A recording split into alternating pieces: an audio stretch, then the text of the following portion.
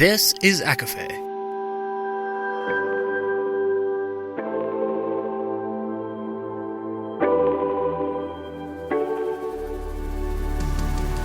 Laura Marie and Jessica Marie proudly present A Court of Fandoms and Exploration, a podcast. Fair warning, everything the hosts say is explicit, full of spoilers and adult content and shall not be used against them. They have opinions. Let's try not to drag anyone for expressing themselves and just have fun for an hour. We all deserve it. This episode contains spoilers from the Dryad Storm and the SJM universe with mentions of Shadowhunters, Shatter Me, Hermione, and Bloodmarked. For full list, please see show notes.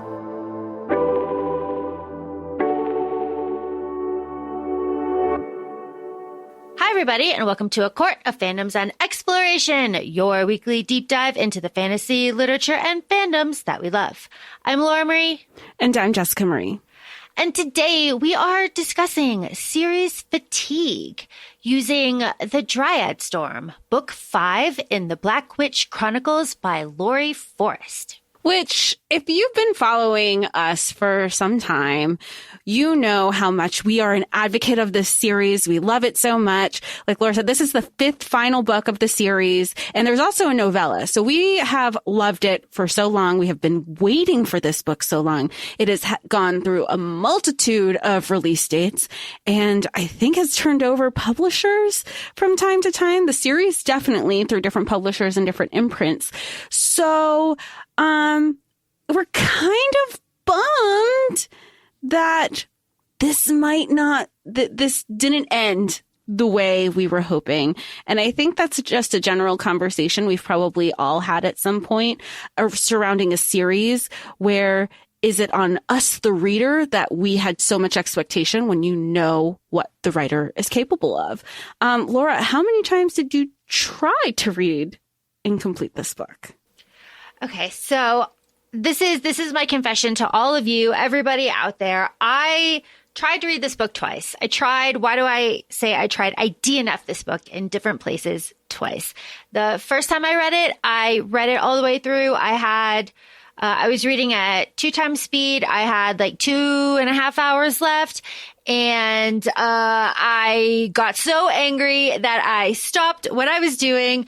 I went and I was talking to one of our listeners, shout out listener, and I was like, no, I'm not going to do any more of this because it was that disappointing. It was that awful. And then the second time I gave it the good college try, and I tried for the pod. I tried for all of you. I tried for you, Jessica Marie, and I stopped. Let me see if I can find exactly where I stopped. Here. Oh, 12 hours. I had 12.5 hours left, and I was doing 2 speed. So you do the math on where that was, and it was not great. I was just more upset. I was upset so much that I was just like, I'm not going to do this. I'm going to read something else. And I started reading, what did I start? I started reading Trial of the Sun Queen. And that is pretty good. It's pretty good. So that's where I have been. Because I needed a palate cleanser from this. But Jessica Marie, what is serious fatigue? I don't think there's like an actual formal definition. I think we're just going to self-impose ourselves into saying how we take away serious fatigue is kind of wondering, when is enough enough? And then I think it just stems the conversation of are we not the audience for this anymore? And we've talked about this on a couple, loosely as we've wrapped some previous episodes and some of the books that we discussed.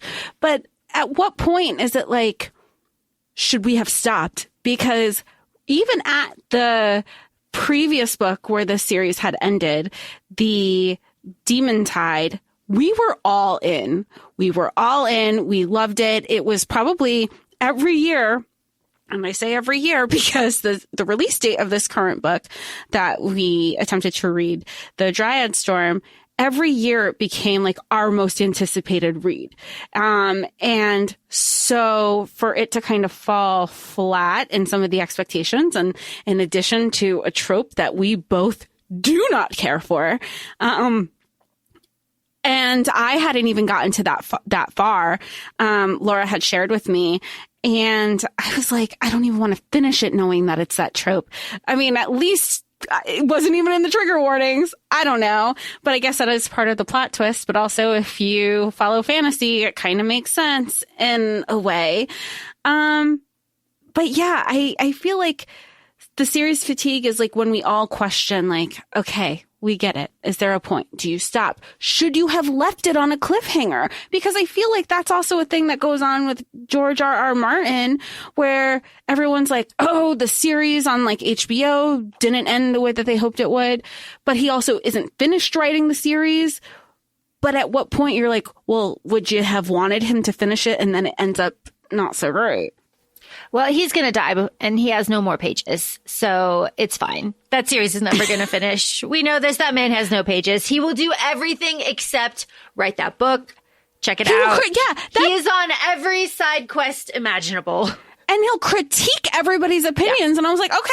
Then do the Where thing are the that you, pages? then don't have room for critique, or use that, as we've talked about brainstorming, as like, be receptive to that information and be like, no, but this sparks this other idea. Again, we're not writers. So maybe this is just like, you feel an obligation. And I feel like this happens a lot in music too, where based on whatever the contracts are, they have to pump out albums, even if their heart isn't into it because of contractual obligations. All right. So I have found exactly where I left off on the Dryad Storm. The second time this read through I attempted for all of you. It was chapter 1 of part 1, Shadow 1. Okay. This is all insane. Here's the thing. It's not chapter 1. Like, it's titled chapter 1, but it's like a prelude, and then there's like 12 chapters in the prelude, and then there's part 1, and then there's it's a lot. It's a lot. Yeah. It's not like Laura just stopped the book at chapter 1. That is, I'm defending her for that. No. Okay, so this is I stopped at part 1, Shadow 1 Rising, chapter 1, Wyvern Bonded Mate. I said, no more of this. And then when I finished this book for I didn't finish it. I DNF'd this motherfucker. I finished this the first time somewhere around part 5 in Zishlon Rising. So I finished somewhere in here. Spoilers for this damn book. When it is revealed that the flutter of the wings in Elleren's womb gave her the power of love with the one to defeat. I was like, no, thank you. No, I am just going to put this down and angrily. There's so many things that I was pissed off about in this book. But we're talking about series fatigue. And here's a confession I have to you, Jessica Marie, and to all listeners. I was not 1,000% down with the Demon Tide. And now, upon reflection, I'm very confident in that feeling, because I was very excited to have the book. I was like, all right, it's another new entry. Like, all right, I'm down with it. Okay. It's just a Purple Moon fuckfest that we're all building to. Okay. What is the point to this? There's an attack. Okay. All right. There's some cinematic moments. The end is pretty badass I'm not saying that, but when you have this book, which both of us did not finish, it is unsatisfying to the max that then the book before this is also not excellent. 'Cause it just falls off a fucking cliff. And you're just like, okay, all right, fine, I guess. I think we should all point to Jessica Marie, though, and go, when did you stop this book?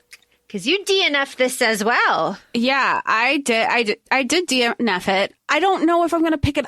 Here's my thing, and this is what makes me wonder, am I doing a disservice by not completing? And I think this goes with like the overall DNF conversation too. Like, am I doing a disservice by not reading it, knowing I'm not going to like it? I already know these plot points.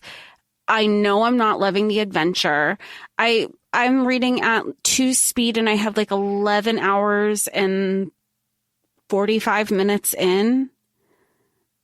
That's where I'm at. But I'm like, I feel like I guess that's like a rhetorical question. Am I doing a disservice by not completing it, knowing I'm not going to like it? And now do I waste 12 hours of my time, the remaining 12 hours of my time not enjoying something that I'm going to read, which is sad because I do remember enjoying The Demon Tide.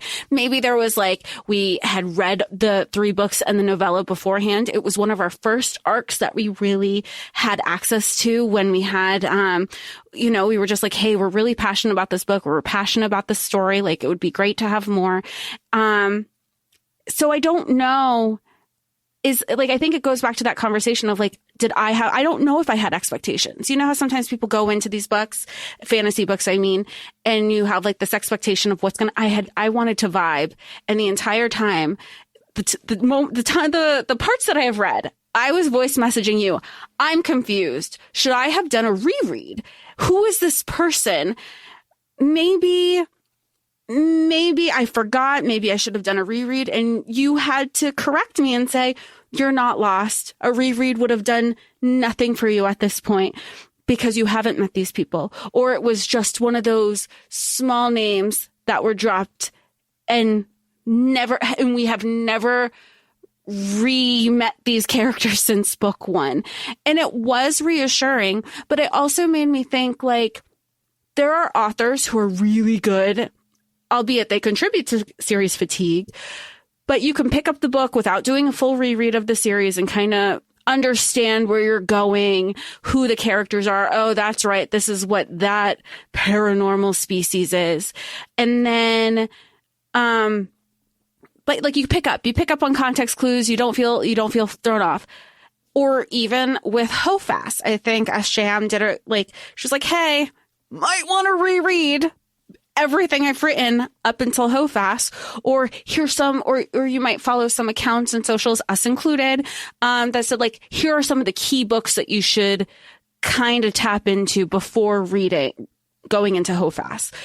No, none of that was kind of built here. And I don't know if it would have made a difference, but Laurie, you're telling me it wouldn't have because we have so many new characters and new storylines where I was like, my favorite one is from the novella so far. Well, my favorite one died. So that's the thing. That's fair. My actual favorite one fucking died. We know this from The Demon Tide. And let me fucking tell you, it was the first time that I was like so dismissive of that character's death because it's fantasy. He's gonna come back. That hasn't happened. We've always had people come back. Especially it negates our theory of no head, not dead. There was a head. There's always an exception to the rule. He was coming back, so I didn't think anything of it.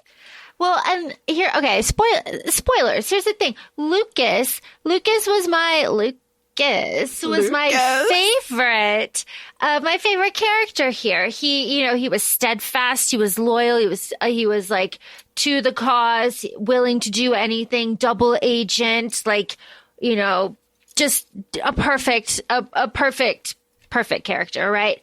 To just be sacrificed to fuck all.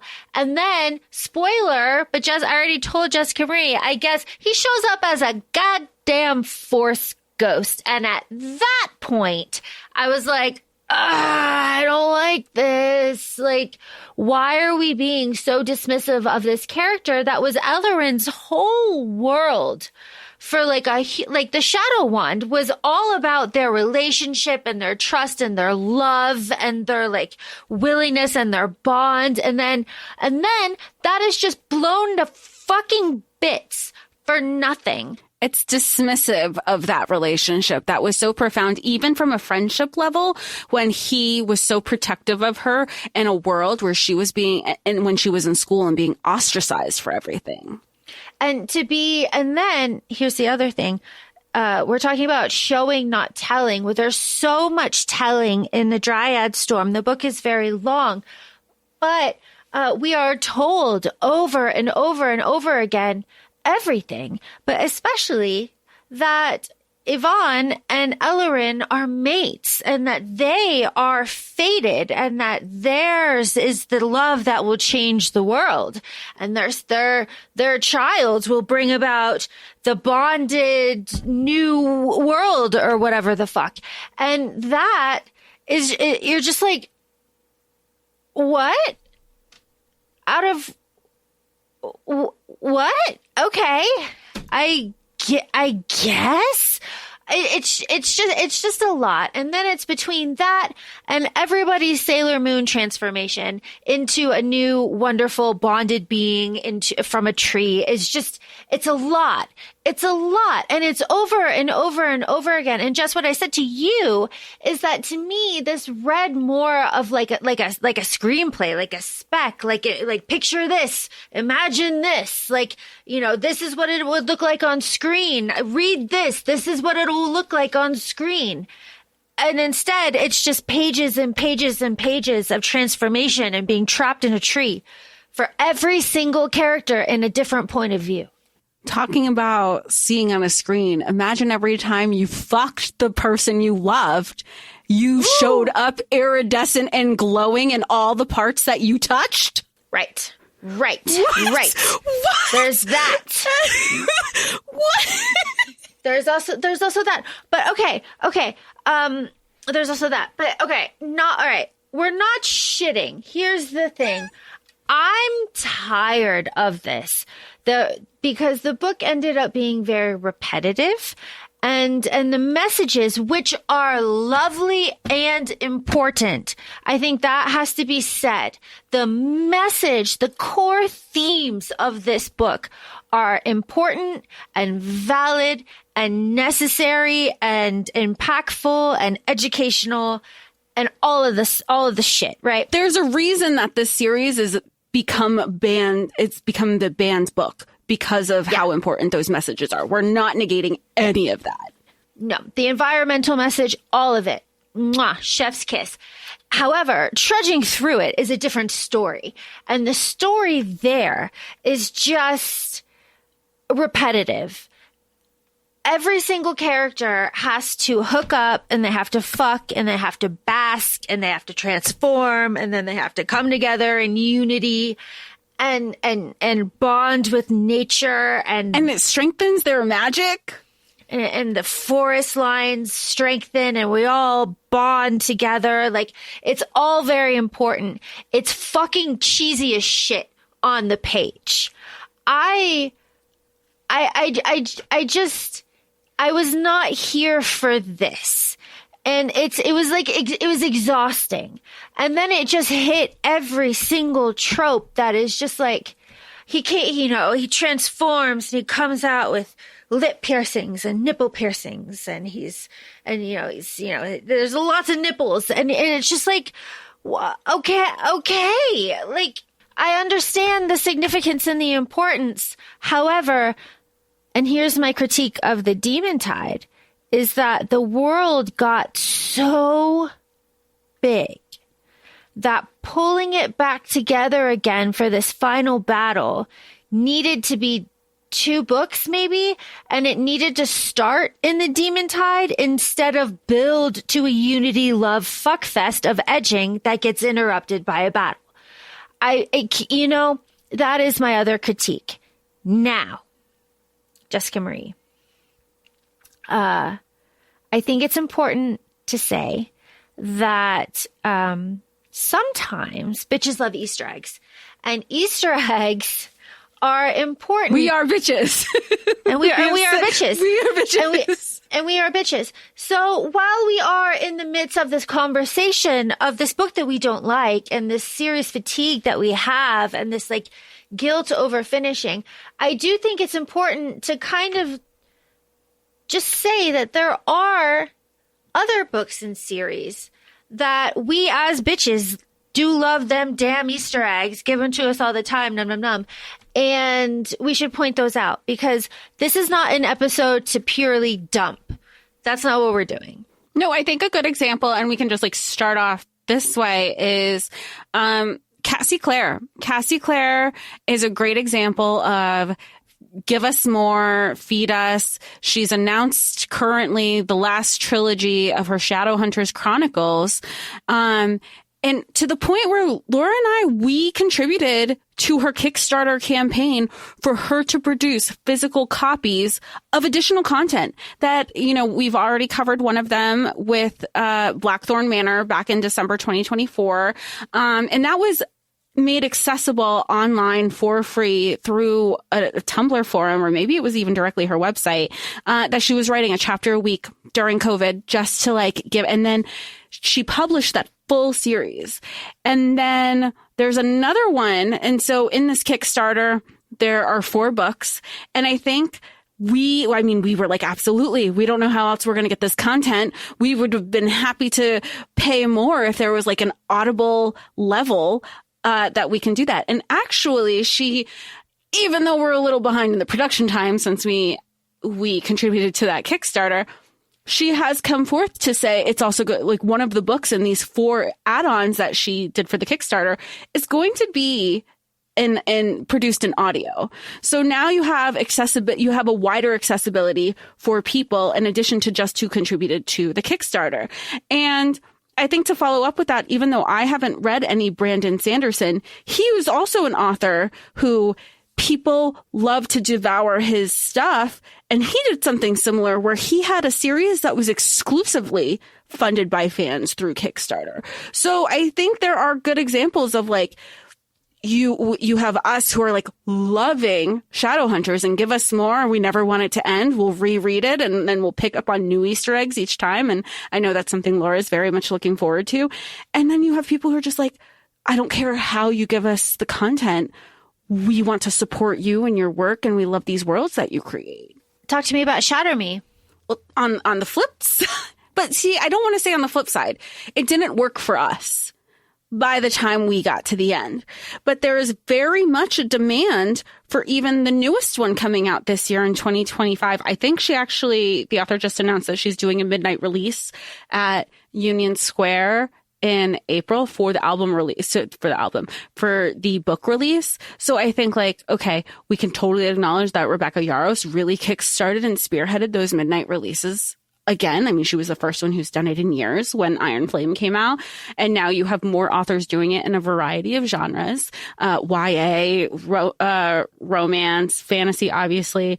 But there is a demand that you're setting up a midnight release party in the middle of New York City. So that there is a demand for it. And it's hard to say, like, where people fall. It's going to be different for everybody. And the demand is a good thing. Like when an author has demand and listens to fans and puts out content and fans devour it, like that's what we want, right? We want an author to listen to fans, and we also want fans to be very respectful and like boundaries, all of that stuff. But you know, when new like extensions, I guess, are announced in a world, in a series, it's exciting. However, again, series fatigue. I will point to Holly Black and Oak's kind of those books. It's just like meh. But in fairness, like Oak's books was a confirmed duology when that was announced. And that second book, we got more Jude and Carden. And like that was the shit that we grasped onto because we weren't really sold on the Oak storyline, even though we knew going into the confirmed duology, though it's set up to have more, we know that we're going to get more Jude and Carden. Like So like that's what we're also holding on to, because Jude and Cardan, they basically matured but also stayed the same. Like they're still down to fuck around and fuck shit up, and we love that, and that's why we might not make it a priority, but we'll definitely read for more of them to be like, okay, Oak, keep going. Okay, there we go. We're on to the Jude and Cardan chapter. I also want to follow up with another one we have. I think Sarah is a great example, specifically with ACOTAR. ACOTAR was a confirmed trilogy. That's why ACOFAE ended the way it did. And then she was like, well, let's have our Hallmark Holiday Special. And we got our novella for ACOFAS. And then I'm not sure if people are aware, she got drunk with her publisher one night and her agent. And she was just like, I have all these more theories. And it kick-started this whole, like, the extension of the ACOTAR world. And then you could also argue the same thing with Crescent City. Crescent City was only supposed to be a confirmed trilogy. And this is where I think where you have the fourth book. We eventually got the fourth book because there was a demand for it. But at the same time, if you read the first three, it's very much set up like you have a bookend, you have a beginning, middle, end, and it's wrapped up a nice little bow, very much like ACOTAR, ACOMAF, and ACOWAR. So, but to follow up with that, how many of us are still pining for, Throne of Glass spoiler, a Minorian novella? That's the thing, though. I have doubts. About that, because I have been really burnt by Sarah for the past 3 books. I just didn't love. So at this point, it's like, please don't touch my favorite characters. Yeah. I don't know what's going on. I can go to fan fiction and I can find that. You and knew where I was going. That's so smart. Yeah. And that's fine. I don't need you to put my favorite characters through something when I just watched you put other characters through 3 books of stuff that I didn't love. You know what I mean? And you want to talk about series fatigue. I think Crescent City is a really great example of that, because it's short but long, right? It's short but thick. It's 3 books, but they're thick. Throne of Glass is a lot of books, but some of them are kind of short and then they build. But all of the Crescent City books are pretty thick. So I think then that, you hit that first book and you're like, yeah. And then you hit the second one, you're like, okay. And then you hit that third one, which we know just ruins some people's lives. And it's like, really? Okay. I don't really know if I want this. And with all of this stuff, I think that it's important to say, maybe I, as the reader, say, I think maybe no. I think maybe I'm not going to put myself through that. And in my head, the story's going to stop here. Because let me tell you, let's take it back to the Black Witch Chronicles. My story stops in the Shadow Wand. Right there. It stops before Lucas is in the portal at the end. It stops way before that. It stops maybe when they're in the cave learning how to fight a little bit. It doesn't go any further than that. And then maybe I can go to fan fiction maybe and get something else with Lucas, because I know from social media that people don't like this book. They don't like that Lucas came back as a Force ghost, because why would you? And they don't like that Ellerin was just like, Lucas. Yvonne though. And that is also not great. I'm getting angry at Ellerin over the line where she's talking about the loss of Lucas, and Yvonne is right there and he's consoling her. And she was like, if Lucas was here, he would just tell me to have my moment and then move on. Do not belittle that man. Because he would have, because you're also in a fucking war, but also because he would have been like, take your moment, be sad, let's move on during the day. And then the second their head would hit the pillow at night, going to bed together, he would have been like, okay, now you can have the time with me. Let's do this together. But right now we got to button up as we trek forward and lead these people for a moment. But let's just hold it together for tonight. So I hated when she belittled it, how Yvonne is just this, just all encompassing. He is not. And that's we're both very protective of Lucas. But saying that out loud, also, it reminds me of like, you have the Vampire Diaries and you have the originals and you have Julie Plec, who she wanted Steroline to happen, hell or high water, didn't care what and the fans, we know we are Team Clareline over here. So sorry if you're a Steroline listener. We were like, that was the dumbest thing you could have ever done. But and there are some times where like characters kind of, and we've heard it through our different author interviews also we've had on the podcast. Sometimes the characters write themselves and this whole story, and they've learned to pivot despite what they thought was going to happen. Steroline and Clareline are a perfect example, but Julie just wanted Stefan and Clareline. So we diverted. So who knows if that's what happened here too? Because the fans, I don't know if anybody was realizing that Lucas was going to be the person that everybody was like, hold up, Lucas. Here's the thing too, and I'm going to point my finger too back at Crescent City series, is that Dryad Storm, it is on record, rewrites, scrapped, rewritten, lots of it, editing, rewritten, tons, pushback, delayed, publisher change, all of that. We know that.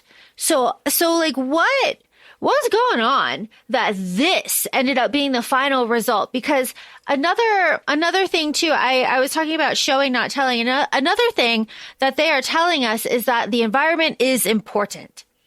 Yes, it is. It is very important, especially now we're in 2025 survive, and it's not looking excellent for the environment. And we have to go through in the Dryad Storm just like graphic descriptions of forests burning and animals dying and the life getting sucked out. And like, I understand that's used for like the gravity of the situation, but when it's also like slightly reflected in real life, you're like, God damn, in my escapism too, really? And like, to know that the answer to it is the power of love and pregnancy and family and friends and environmental unity is just like, not surviving 2025 that way. Exactly. It's like, all right, I know it's a fantasy, but it's not even a goddamn realistic, like, all right, fine. And I know because I asked, the last like 2 hours or so of the book are, crisis management and world building of a new society. You know what? I don't give a shit. At this point. Burn it all down. It's all burned down anyway. Whatever. I don't love it. And here's what just fucking kills me is I love the prequel and books 1, 2, and 3. Those fucking slap. They're so good. The world building is good. The like love interest, the banter, the spirituality, all of that is so good. And then in the Dryad Storm, there's a baseball bat and it's hitting you over the head with all of these really important messages where you're just not enjoying the trudge through it, at least in my case personally. And I want to point a finger then to the Blood and Ash series. Because if you want to talk about a world that's a little bit too big, characters that are just, kind of all over, names just kind of fluid. The same. They're all over. It is, you can argue there's series fatigue there too. You can pick if you want the prequels. You can pick if you want like present day, I guess. And you can kind of, so for me, my point to this, I'm not going to ramble. My point is that, the first 2 Blood and Ash books, so Blood and Ash and then like Gilded Bones, maybe those 2 fucking slap. And then the ones after that are just like, and then I like just kind of like, they're all mushy and they're all kind of. That's where I feel like I am with that series particularly. And, you know, I know we had done the follow-up book 2 of the prequel. We had done whichever book that is. It's like book 2 with Serafina. and Nikos.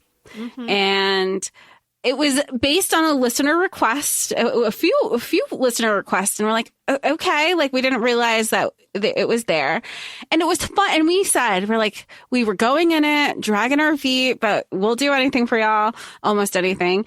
And then we were like, oh, this is really fun. But now I feel so overwhelmed that I don't know where to jump back in. And it's like when you have so much to do, and maybe this just comes with like when you have like executive dysfunction, where you're so overwhelmed, where you don't know what to do and you crash, but you still know that there's all this stuff to do. That's where I feel like I'm at with this series. There's all this stuff to catch up on. This is what you have. You have From Blood and Ash with Castile's POV now. You have all of this stuff. And now I don't know where to start. Do I start from the beginning? But I don't want to go back to the beginning, and it's all overwhelming. And then you just like sit on a floor in a pile and be like, well, now I don't want to do it because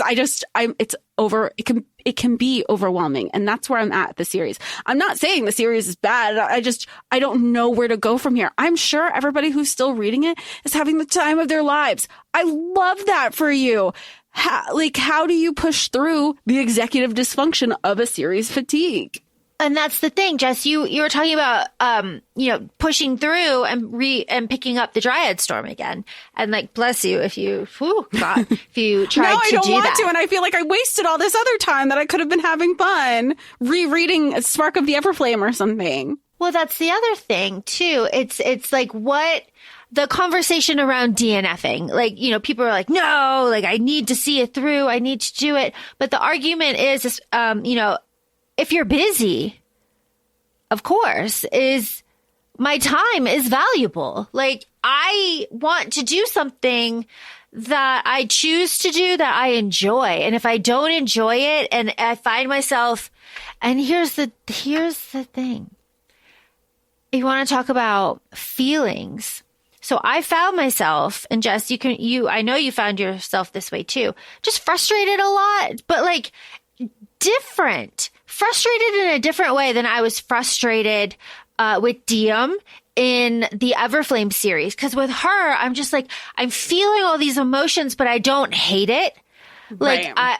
And here, I'm feeling these emotions, and I'm just like, it's like disdain almost, maybe.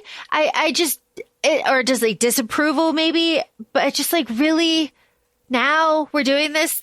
Like, just shut up. There's a bigger, I feel like Lucas, bigger picture. Like, everybody's got to go through their tree baptism. That's great to get to that point. But again, it's just, there's so many characters. There's so much like going on that it takes so long to build to something. The book is enormous. And I cannot dedicate any more of my time to something that I just don't like. And just, you have even less time than I do. So imagine. Well, and then I think it's just like asking the question, like, I think at what point I just felt like I was asking you questions all the time, and not in an excited way. Cause you usually, you are a quick reader. So like you usually finish the book, but where I would be like, oh my gosh, what's happening? Oh my gosh, no, it's not happening. Oh my God, I think I have this theory. And I didn't have any of that. I felt lost in the time that I read. And like I said earlier, like, did I do a disservice not reading it or not even rereading the series? And you had to like reaffirm to me, all those questions you're asking are completely valid because we haven't seen this person. We haven't met this person. Nope, that person's entirely new. And it's like, it was also reassuring, but it also reminds me of that conversation of like why we all read so much, because we're always some of us are trying to chase this high and excitement that we have when we are reading certain books. So now it's like knowing I'm not going to get that high that I got from this series in the past. Do I keep reading it? And again, like, it's rare for me to not finish a book. Sometimes it might take a while for me to get there, but I do eventually, I catch up, or like here's a couple hours here or whatever. Especially like I think of like my books that I read at night, where I'm like, okay, I'll get 2 pages in and then I go to bed, because those aren't usually the priority for the podcasts. But it's just like, would you and I guess this, like, I want to kind of pivot this into a question for you, Laura. Would you rather a cliffhanger of a series, just like we were talking about with Germ, or like how you have a series on television that you love and it ends on a cliffhanger and then the show gets canceled? Yes. Would you? Yes. Because then it ends on a high note, right? Yes. And then you can go into fan fiction. And you create all these, With you and I have, because to go back to the fan fiction, you and I have had an ongoing conversation about HOFAS. And we're like, why isn't this done? This would be so good. And I would have so much more respect for characters X, Y, and Z. I would keep reading that shit. Or go back to Hermione. People said, fuck JKR. We're going to take control back and create these stories of respect and tolerance and like unity and showing, not telling, through these stories so we can live in like the happiness that we remember and are so fond of. Yes. So that's such a great point, Jess. Thank you for that question, because it just kind of in my head makes me underline the point of like, for the Black Witch Chronicles, that series stops for me before Lucas goes through the portal. That it stops. They're still training. And then I can play out that possibility like in my own head and how they can defeat the war, everything together, the plot, Fallon and Vogel, spoiler for the Dryad Storm, Vogel's the Icarol of prophecy. Okay. It's it's fine. Needing a woman to purify this, this will be purified through, all of this, tame the wilds, all of that. Self-hating, just as you pointed out. Oh yeah, 100. I feel like you told me it was a plot twist and I looked at you because I hadn't gotten to that part yet, but I didn't even bat an eye and I go, that's your textbook. The bully is bullying the victim because he doesn't like him because he doesn't ultimately like himself. Yeah, that's exactly what it is. And but the baby. Tell you what, if I felt a fucking flutter in my stomach, out the door. Wings. Out the door. Wings? Absolutely not. Also, I love politics. I am a little bitch for politics. We know this. I love politics in a book. I was really interested more in like, what is Vogel actually doing? Like, how is he actually doing this? Like, what is all of this doing? And we didn't get any of that. We got the politics of arguing and the fracturing between the allies and like convincing everybody to go into the tree. It was all of that politicking and being like, oh, well, Vogel's out there on his unbroken dragons though. But let's fight. I want the shard. No, I want the shard. That's not its name. Call it by its right name. Fuck all of you. Just do the thing, right? Shut up. Which is also kind of reflective of how our society is right now. Exactly. I don't want it in my fantasy. Right. I want to escape. Like why? If I want realistic fantasy, then I'll go to urban fantasy. You know what I mean? If I want the real world in my fantasy, I'll go there. And I know that reading is political, but like this was so much. There was just so much of it. And like, of course, optimism is a good thing. Of course, like unity is amazing. Of course, finding out that our lines are actually tree roots and that we're all Dryad keen. Like, of course, all of this is wonderful. But it's just, I'm going to use the word preachy because it does feel a little religious towards the end where you're just like, okay, these traditional roles, I'm pregnant. I'm going to take, with the power of my family, I'm going to take down the evil, the bad one. And together, it was just, and I understand that the message is Mother Earth and nature, but it was just like a lot. It was just a lot. And I was just not down with it. Yeah, I just wasn't. Yeah. But you know what? And that's okay. I feel like a lot of times it's hard to own not being okay on a media platform when we are so immersed in toxic positivity all the time. That's an excellent point. And also that it's really fair to have these opinions, because I know that I'm not alone. People hate this book. And I also know that there are people that are super stoked about this. This is their whole world. Like, they love this. And I also know that the author is pivoting and writing a completely new series. I also know she's done with this. Like, she's done. She's writing a new series. I know that. So that's also something to consider too. Maybe something to get excited for. Like, oh, well, maybe this is something. Maybe I'll really love this because I really love, these first 3.5, I guess, the first 4 books. I love all of that. So like, you know what? So that is something to consider too. Maybe it's not, worth like writing off that's the thing. It's not worth writing off an author because you don't like where the story goes.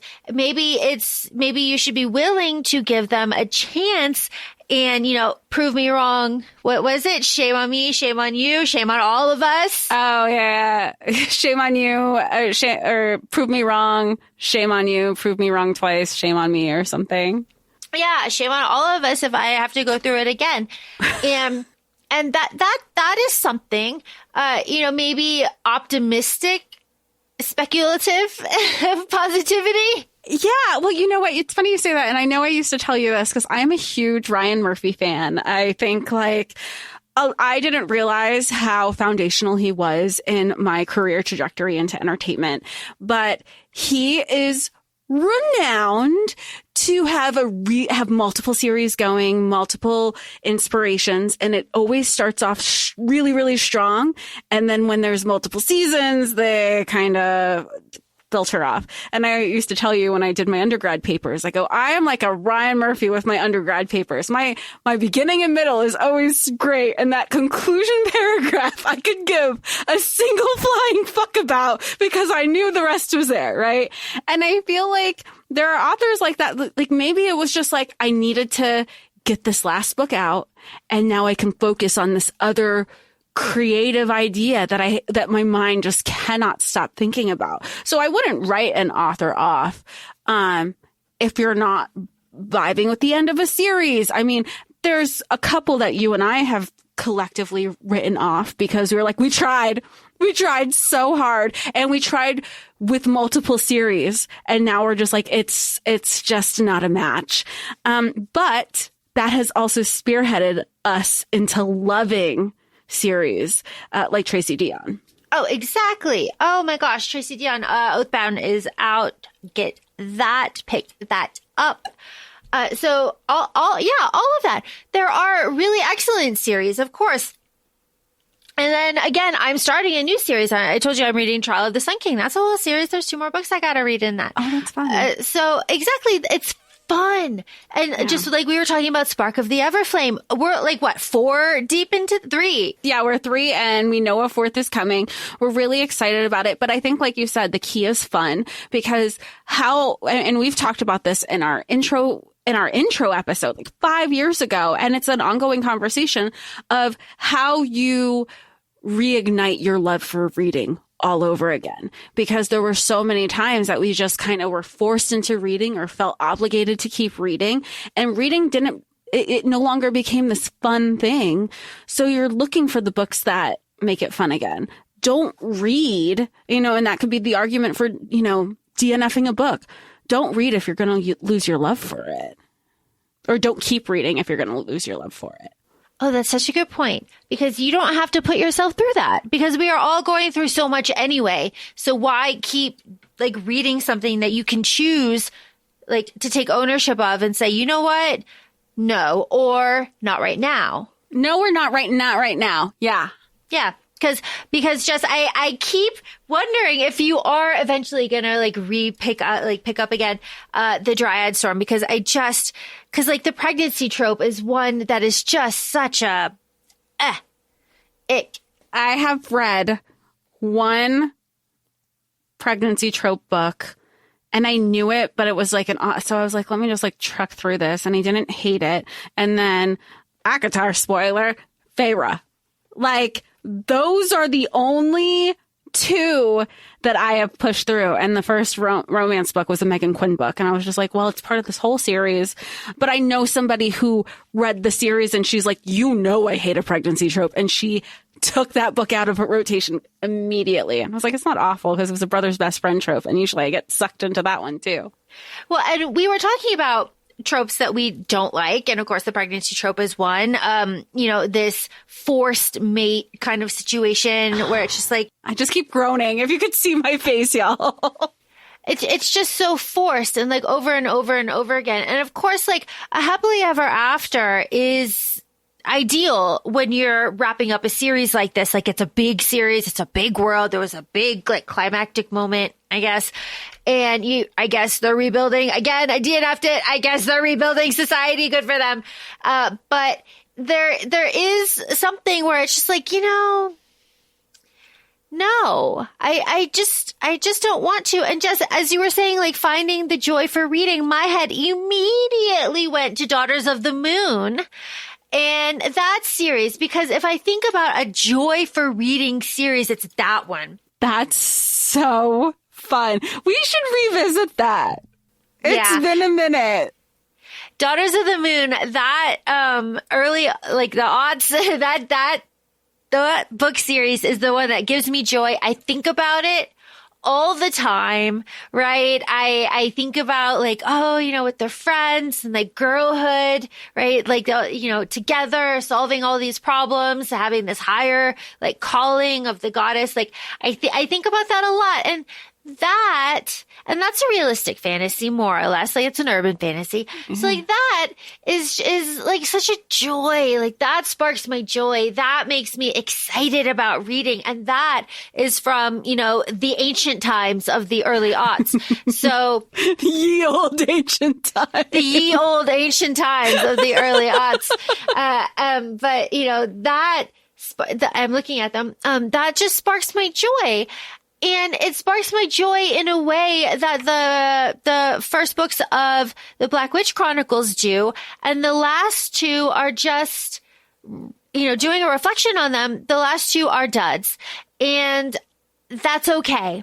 Because I, as the reader, can take ownership of my reading experience. And I think that's important, that you are responsible. You are responsible for your time, your effort, your money, your interest, and your like mental health at the time. If you don't want to, don't. If it's not giving you joy, don't. If it is making you feel despair, if it's making you feel awful, if it's making you feel disdain, don't. Put it down, maybe revisit, and find something that sparks joy. Because here's the thing, it's 2025 and it's wild out there, folks. So I mean, as long as we are safe, be safe, but read what you want to read. Because like, this was not it. This was not it. And I'm tired of, just as you said very eloquently, chasing the spark, chasing that high, trying to find a series that will keep pace with my interest, like, all right, let's go. And then there's enough content there for me to really like sink into and fall into a world, that is joyful. Because we need to find a little joy. But I have a question for you, Jessica Marie. Okay. Overarchingly, how do you feel about the Black Witch Chronicles? I still stand by that. I loved the series and the message that it shares. I think I would end at the Demon Tide. Because through my recollection, I don't remember not liking the Demon Tide. I like the storylines.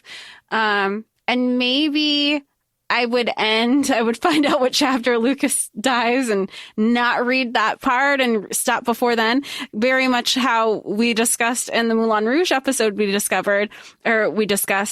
that we stop when the curtain comes down. We got a standing ovation. Everybody has a happily ever after. That's how you should watch Moulin Rouge after you've already watched Moulin Rouge, to keep spirits high. I feel like that, because I still think it's so important. I think if there is something consistent about books being banned because there is a message there that certain people don't want that message to be received. And I think that is very poignant, especially now, to media literacy with this series. So at the very least, the first 3 books in the novella, at the most, the first 4 full books and the novella. But I don't think you need to read the Dryad Storm to take away the message further. Agree? Disagree? I wholeheartedly agree. Wholeheartedly. Because who doesn't love a purple tinted fuck fest, right? Like, that's everybody's your shit. happy, right? Like, this is my holiday.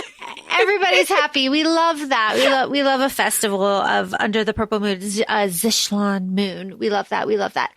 Again, it's a great world. The Black Witch Chronicles, it's a great world. There are great characters. It's just it is known to be difficult for an author to hit that final note. Yeah. Sometimes it just falls flat, and we can look at the Divergent series to see that. We can look at, a lot of series to be like, oh, I mean, I guess. I mean, you brought up the TV show Game of Thrones. People don't like Sopranos. The Seinfeld, same thing. Dexter was, everybody was just like, I just need a paycheck. When they knew that final season was shit. And it's a good series. Teen Wolf movie, like, it's bad. It's bad. Like, we all know it. We don't acknowledge it. It's fine. So I think we can kind of do that here. Again, if you love this book, we love that for you, right? Like, I mean, I'm not yucking your yum. Obviously, if you love this book, that's great. Optimism is amazing. The messages are so important. It's just, it didn't hit too for us. much. Yeah, and it just didn't hit for us. At the end of the day, that's okay. Sorry if you think we're being negative. We are in this one. But we are also entitled to, like, be upset with, again, our expectations. So you know what? Y'all can listen to our HoFest episode and talk about how much we loved it. You could listen to our the Kindred Curse saga that we're loving if you're looking for more positivity.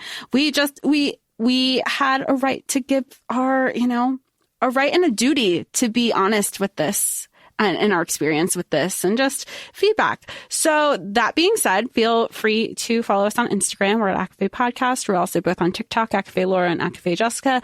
We're also expanding. We're on YouTube and we'll have socials. Let us know where you want to find us. We'll talk to you all soon. Bye. Bye.